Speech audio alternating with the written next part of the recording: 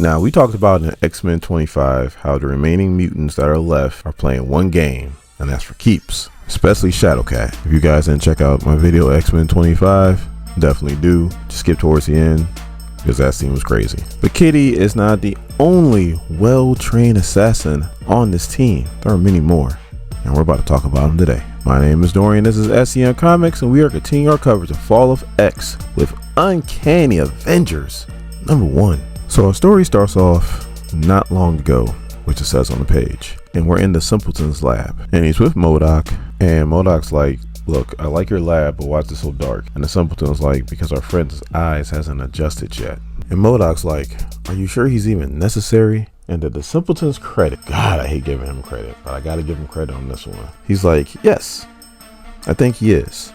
He's going to get his hands dirty, and a little bit of deniability goes a long way, because success is not assured. That was actually pretty smart. So then he's like, he's awake and his vitals are strong. So then they start to go through the whole process of trying to sell themselves to this dude. You know, how this is their cause and how they're so righteous and how they need to do this and need to do that and they're going to need his help for this, and you know, the typical rhetoric, especially with these two, because these two love to hear themselves talk. So as I'm reading this, I'm just thinking to myself, if this is who Ernie and now everybody else thinks it is, which is Hydra Cap, like how much selling do you really need to do to this dude? I mean, you guys are fascists, and that's right down his alley. You just bring him back to life and say, hey, you want to rule the world? Great, this is how we're going to do it. You should be on board. I mean, Orchis is an offshoot of a bunch of different agencies, but one of them is Hydra, which is in his nickname. So again, how much selling do you really need to do? So then they're like, if you agree, blink twice. And he just punches through the pod. So then MODOK's like, we'll take that as a yes. Let's get this man a uniform. And then the Simpleton, again, I hate to give him credit, he goes, yeah, I think I know just the one he needs to use. So on the next page, they're still talking about the mutant massacre, and we see whoever it is Hydra Cap. You know it has to be Hydra Cap. Anyway, he found his uniform. Now we see the person that's holding the paper is Ben Urich. He's the owner of the Daily Bugle. Now for all you MCU fans, you're like, well, what about J. Jonah Jameson? Look, I know he owned it for a very long time in comics, but he doesn't own it no more. He hasn't owned it for quite some time. Ben Urich owns it, but Ben Urich is sitting there, he's like, I might be the owner, but that's not what I am. What I am is a reporter, and I want to get to the bottom of this. So these are the facts that Ben Urich knows. Fact, he knows that the mutants started a nation, and an announcement was heard around the world. Fact, he knows that they grew medications to treat disease of the mind. He also knows that that medication was tainted. Now by who? Remains to be seen. He also knows that if Orchis is to be believed, which is kind of hard for him because they are hotspots of questionable characters, he ain't never lied, that the mutants are to be blamed for all of this. Now speaking of mutants, he also knows that Cyclops is the person that's in the Captain Krakoa suit, and the things that Captain Krakoa has done is something he feels like Cyclops wouldn't do. So who's in the Captain Krakoa suit? That still remains to be seen. When it comes to all of this, when it comes to blaming somebody, he has not made up his mind yet because he doesn't have all the facts. But he will have all the facts because he also has people on the inside. Do we really have to do this? This is like the best part of the comic. What Kevin Hart say? So mind your damn business. I'm the editor. I'm the producer. You need to listen to me, and I know what's best for this channel. Whatever. This perfect service analysis was brought to you by Dorian and the good folks at SCM Comics. The following scenes will have gratuitous violence. God, I like that word, gratuitous. Can you not be so proud of yourself and do the warning? Look, don't get mad just because you didn't come up with it. You know what? Spell it. You're an asshole. Anyway, viewer discretion is advised. So now our story takes us to Kansas City, Missouri at an Orchis Filtration Center where you have two choices. You can either take the shot to neutralize your mutant power, or they're going to send your ass to Mars. No in between.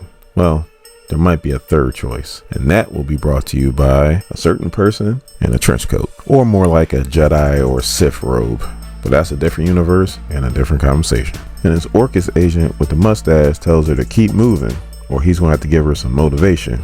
And that's all she needed to hear. She slices this dude's throat with the quickness, and where his Adam's apple used to be, it's now squirting blood all over this Orcus agent. And we quickly see that this is Quanin, or aka Psylocke. Now, she has this psionic knives that she could use, but she'd rather use her katanas right now, because right now she's in the business of killing Nazis. Orcus agents. You know what? They are kind of like Nazis, so we're just gonna roll with this. Anyway, these dudes can't shoot for shit. They are blasting away, and she is just going around cutting throats. She stabs one directly in the face mask. She stabs another one in the back. Like, it is brutal. So she's using one as a shield, and they are capping this dude. Anyway, the mutants that are there, they start to run, but they run right into a fence, and they're at a dead end. And out of nowhere, Penance comes in her red diamond form, cuts a hole in the fence, and tells them to get the hell out of here and do not go back to their homes. So now, just because all the mutants got away does not mean the killing stops. The dude that pretty much got shot up, she kicks him off his sword. He goes flying to another Orcus agent, and she is coming to kill some more. So now for the very last agent, she did hit this dude with one of her psionic knives, but she hit him so hard that I'm pretty sure he's still dead. Now in the book it says that she knew that eventually one night she would run across some metal that she couldn't cut, and as soon as she turns around to strike, Captain America's shield. That's right, it's my boy Cap. So he's like, easy Psylocke, I'm not here to fight you. And she's like, so then what are you here to do? And he goes, well, actually, and he throws his shield, and it bounces right off an Orcus agent that was right behind her. And then it bounces off another Orcus agent. It bounces off another Orcus agent, and another one. Then it bounces off a light post right in the Cap's hand, because that's my boy. So Cap goes, I have a little bit of experience fighting fascism, and it took me a couple of nights to get a beat on you, but if I can, so can Orcus. So pretty much he's letting them know that, hey, it's better we fight together than fight separately. And Quanin is pretty much like, right now I don't know if I can take a few speeches about how I do things. They killed hundreds of thousands of mutants. And then Cap's like, then avenge them. So Deadpool shows up and he's on fire talking about all charges are set, Cap. So you know one of them probably blew up in his face. And then we got Quicksilver, and he's like, I took as many mutants as I can to the Canadian border. Now, some of you, not all of you, but some of you are probably like, man, this is like Captain America and the X-Men. Not quite. Deadpool is a mutate. So he got his powers from the Weapon X program. They pretty much gave Wolverine's powers and then they put it in overdrive. Technically, he's not a mutant, even though he works with the X-Men and he was on X-Force. Still is, I think. And then you have Quicksilver, who, yes, in comics, he used to be a mutant. But then they retconned him, and now he's not a mutant, and he's not even Magneto's son. So, here we go. So Penance is talking to Psylocke telepathically, and she goes, Quanin, I think I want to change my vote. We can always, and then Psylocke just cuts her off and finishes her statement. She goes, quit if they get soft. And then Psylocke goes, okay, we're in. So then Deadpool's like, bogeys are coming in, and Cap's like, alright, I want to stay close to the anti-mutant rally in DC tonight. So the reason why they want to show up there is because they feel like Captain Krakoa is going to show up. Now, they're pretty sure it's not Scott, but they do want to find out who it is. So the bogeys are Stark signals, and Cap's like, we don't want to tangle with them, so we need to get out of here. And then Penance is like, well, is somebody going to do something about that? And then Cap's like, Tony's on it, but it's going to take time because it's an engineering thing. So Quicksilver goes ahead and he's like, I almost got the whole North America mapped out when it comes to Orcus facility, so I should have it done here soon. And then Deadpool is being Deadpool. He's like, Deadpool to Sugar, come in Sugar. The Rogers family adventures have 2 more stabby friends, and we are Oscar Mike to our secret home base, which is totally not a mansion outside New York, just in case anybody's listening. So Rogue's like, don't sugar me. And Deadpool's like, but that's my favorite Whitesnake song, Hover. And Rogue's like, I'm not in the mood. I'm just trying to see how close I get to Orc facility before they set off the alarm. And then they see the Orcus agent and goes, oh, and it's like, and it looks like it's 200 meters. Us mutants need to find a way to blend in. So now we cut to our fake Captain Krakoa, and he's with Blob and Wildside. And Blob's like, I wish we can go home. And Captain Krakoa's like, right now it's too dangerous. But I'm gonna go down there and I'm gonna see if I can't break into our prison and see if we can't recruit some more people to join our new brotherhood. So then he's like, if I trip our alarm, just head back to headquarters and I'll make it back in my own time. And he jumps out the plane. Now who does that? That's right, Captain America does that. So does Hydra Cap. So I guess he told Blob and Wildside that his suit makes him invisible to the Sentinels. That's why he's able to just fall right past him, but we all know the deal. And he also told Blob and Wildside that he's Cyclops. Blob believes him. Wildside really doesn't care. He just wants to kill people. So he lands right on the pit's door, breaks through, and then falls the rest of the way down. So as soon as he gets down there, he finds the Strucker twins. Now, if you've been keeping up with Bishop War College, then you know why they're down there. So Andrea, she's on it. And she looks like she's all over Captain Krakoa. Now the brother, he's not as willing, but he also wants to get the hell out of there. So now we're in New York. Everybody's in their civilian clothes and they're making their way down to the subway so they can make it to the Morlock tunnels. And there's Tony and Emma down there. Now, for those of you who have been keeping up with this whole thing, you're like, that's not Emma. Yes, that is Emma. She's just in disguise. So Deadpool sees Tony Stark with a glass and he's like, so how hard are you working on the forces of evil? And Tony Stark's like, it's half full of ginger ale. Calm down. So then Cap goes to Psylocke and is like, I thought the X-Men were meeting us down there. And he's like, they're here. They just need to come out.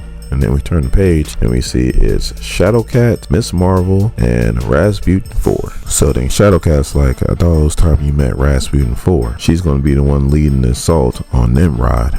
As soon as I read that, I was like, oh, Nimrod versus Rasputin 4. I can't wait. So the Quicksilver comes and he's like, hey, our target's there. We gotta go. And he grabs everybody and he starts running them to the location. If you look at Deadpool, he has his headset and he's playing on his phone. So then if you look at Quicksilver, he is tired and he is sucking wind right now. And then Rogue's like, Blob, why are you standing next to him? And Blob's like, you never cared about Krakoa. Well, we do. And he goes, we are the new Mutant Liberation Front. Okay, Strife. I mean, come on, Gerry Duggan, make up your mind. Are they Brotherhood of Mutants or are they Mutant Liberation Front? Because in this book, you use both of them. So Quanah's trying to talk to Wildcat mentally, and he's like, shut up and stay out of my head. Penance goes after Captain Krakoa and is like, I'll have that armor, murderer. And he's like, you can have it. And he knocks the hell out of her and he's like, if you're still alive when I'm done. So the Strucker twins combines their powers and shoots a hole right through Deadpool. So Deadpool, always with the jokes, it goes, I just washed his uniform. When you look through the hole, you can see Rogue fighting Blob, and she's like, damn it, Fred, you're fighting this war all wrong. So Cap's had enough, and he throws his shield, hits Wildside, goes right after Captain Krakoa's head, and then catches his shield because that's my boy Cap. So Captain America goes after Captain Krakoa, and Captain Krakoa catches his shield, and he's like, your attacks are so obvious and so predictable. On the last page, he goes, allow me to break you of that habit, and he breaks Captain America's arm with the shield. Ugh, it's not looking good for the good guys.